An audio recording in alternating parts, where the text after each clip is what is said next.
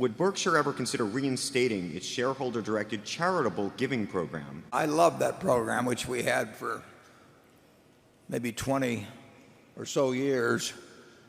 Charlie loved it. A lot of the shareholders loved it. And it was interesting because it was a tax efficient way to let shareholders give away some money to whatever they chose, as long as it was a 501c3. And they could pick up to 3 charities. And some families, for example, use it as a learning device. When they would get the form from us, they'd get their kids around the table and they'd talk about philanthropy and why they were choosing what they did. And two things. Well, one thing that was very interesting about it is nobody else copied it.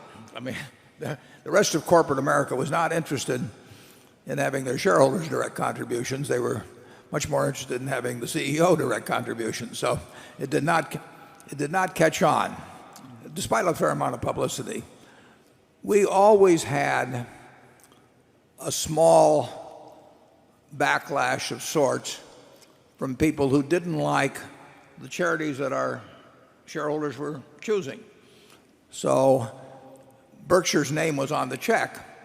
The shareholders would tell us, we want $20 a share, let's say, and they own 10 shares so they can direct $200. They'd say, we want our $200 to go to more churches, and synagogues actually were number one, but there were schools and there were all kinds of things. And we would always get some letters where Berkshire would be contributed to, say, Planned Parenthood of California, and people would say, well, we're not going to buy See's candy because Berkshire is supporting Planned Parenthood in California. And sometimes I would write the people a letter and tell them that when See's bought almonds or milk or anything like that, we didn't get into the charitable preferences of the person who supplied us. But it never really amounted to anything. Then we bought the Pampered Chef, and that was a different situation because with the Pampered Chef we operated through 50,000 plus independent contractors. These are women, largely women, who sometimes to supplement their income. We have at least one in the office, a woman that sells Pampered Chef's products. Sometimes as a main source of income were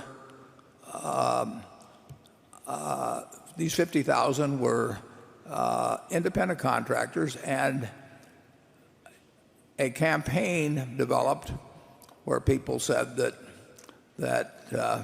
because Berkshire Hathaway gives money, probably primarily to pro-choice organizations, and that was at the direction. We had other people giving them to pro-life organizations. I mean, these were reflected the views of our shareholders, not of Berkshire management, but that they were going to boycott these independent contractors. And these were people who depended on the income, who had nothing to do with Berkshire's policies, and they were being hurt in terms of their livelihood. And in some cities, it became a radio campaign, and in some cities, people regularly started interfering with the parties arranged for our Pampered Chef consultants. And it was hurting a whole lot of innocent people who had nothing to do with Berkshire's policies, who had nothing to do with Berkshire. And at that time, reluctantly, we decided to end the program. I didn't mind at all losing some See's candy business or whatever to some people, but when we start affecting individuals, most of these people are not high income individuals, and we're cutting off their livelihood because of something Berkshire is doing. It just became apparent to me that it was unfair to continue it, and reluctantly we stopped it, and I think it's too bad. We don't want the parent company involved in distracting arguments about the social issues of the times. Well, we certainly don't want it where it affects people who are just bystanders, basically, who have counted on us over the years to work with them. And it was literally affecting the income of thousands, primarily women, concentrated in certain communities around the country. But Okay. a lot of stock, Berkshire stock, is given away every year. It isn't like we've lost the flow of charity totally. No, a huge amount is given away.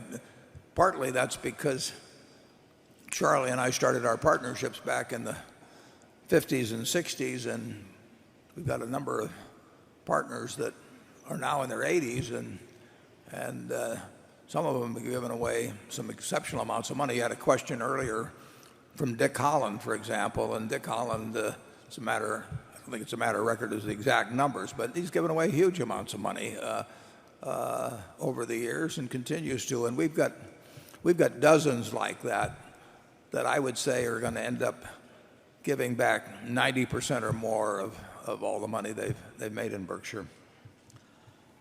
Okay.